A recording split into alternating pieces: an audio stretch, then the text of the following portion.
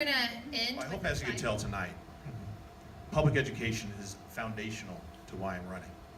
As the son of two public school teachers, where I've seen them struggle, where I saw them spend thousands of dollars, even in the mid-'70s, on supplies for their classroom. I know how hard teachers work and how little they are recompensed. And that's not why they do it.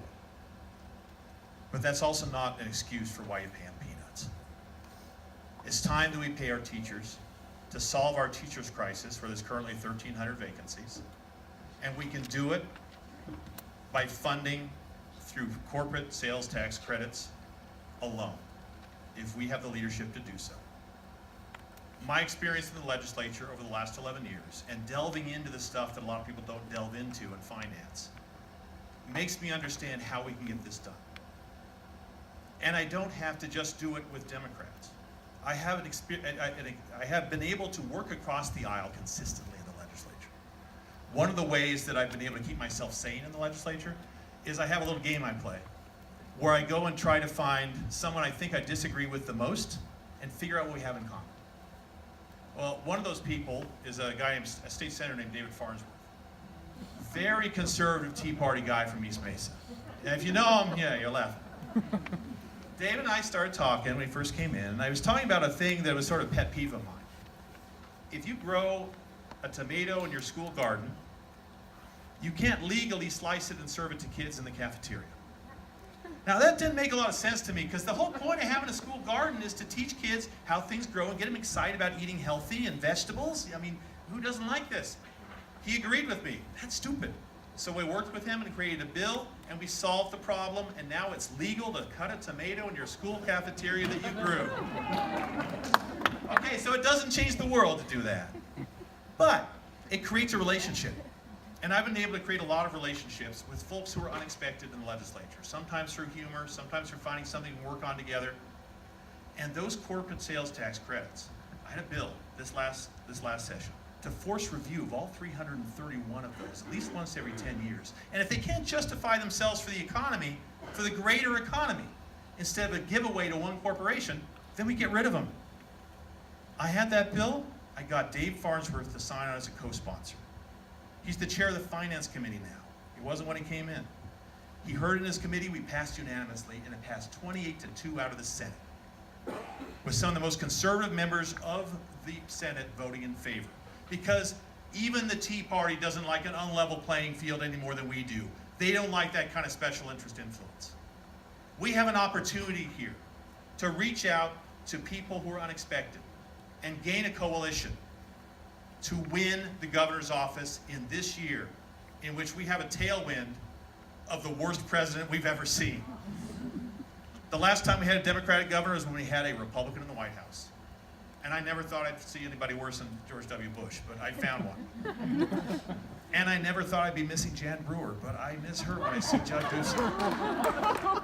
Remember, Jan Brewer worked with me to expand Medicaid to health care to 400,000 people in poverty. That kept our hospitals afloat. It gave people a chance at life. Doug Ducey has not been doing that. He has been governing ideologically, not for the people of Arizona.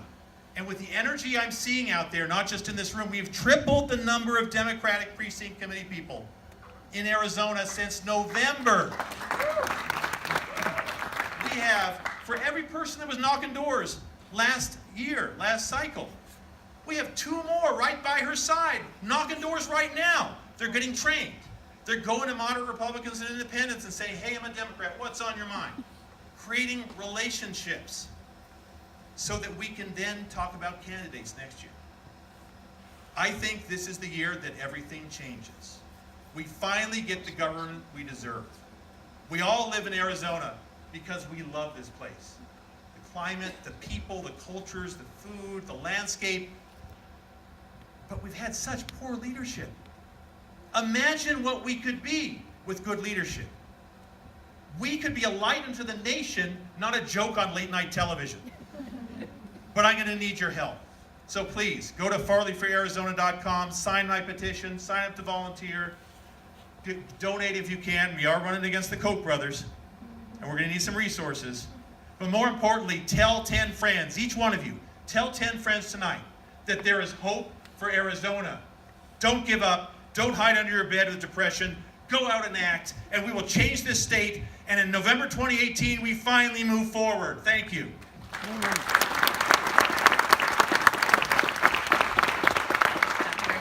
Thank you. First off, teachers, AEA, congratulations for putting this together.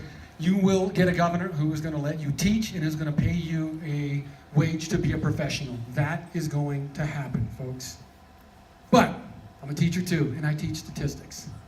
And the reality is, folks, we've got to get out there and get new numbers to win. And so I'm listening to Senator Farley, and I've heard this argument before. We're going to let Trump win this for us. That's basically what I'm hearing out there. That's not true, guys. We need to go out there and win this for ourselves. That's the way we win this. Whenever I hear that argument, I think of Martin Luther King sitting in a Birmingham jail. Remember what he wrote? He wrote his greatest frustration was waiting for the moderate to come around and support his cause. And he sat there and he wrote that the moderate is more interested in order than in justice. I thought we were going to talk social justice tonight because I understand AEA is about social justice. And if it's going to be about social justice and this is about making sure we get our folks out to vote, I'm going to tell you exactly how we're going to do this because as a statistics professor, I'm not in this to waste my time and energy. I'm in this thing to win. We're short 200,000 votes. 200,000 votes. Where are we going to get them from? We're going to get them from young people and people of color. That's where we're going to get them from. See, folks, it is primarily those constituency groups that need to jump on board. And the question you should be asking yourself is, why don't people vote? Why not? Why not? We've been studying this in our campaign. You know why people don't vote? Number one reason, they don't see a contrast between the candidates. Even Hillary and Trump, by the way, folks did not see a contrast between the candidates. If we want to win, we need to have candidates that have as much contrast as possible against the current governor. And that is running an educator against a politician. That is running somebody who looks like Arizona against Governor Ducey. Because I will tell you one thing, if we count on our voters running away from something as the only thing that's going to get us over to victory, we're going to lose. We also need something to run to. And for our families, and for most of our students, you want to change Arizona, you want a national story, then tell them you've just elected a Garcia governor of Arizona.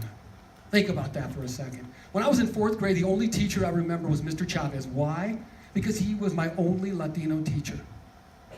And if we want to inspire our folks to not only graduate, here I'm thinking of graduating, to vote, we need to give them a real choice. And the real choice is not an education governor. The real choice is a governor who's an educator. The real choice is somebody who looks like you, who knows your struggle, and who you're going to connect with. And I'm not doing that by waiting for the party. Our campaign has 7 teams working already around Arizona, and 1,400 people who have connected to our campaign involved with our teams. You saw our team outside. That is how we did so well in 2014, is we had a volunteer army ready to go that got us through the primary all the way into the general. Well, I'm not waiting around for somebody else to win this for me.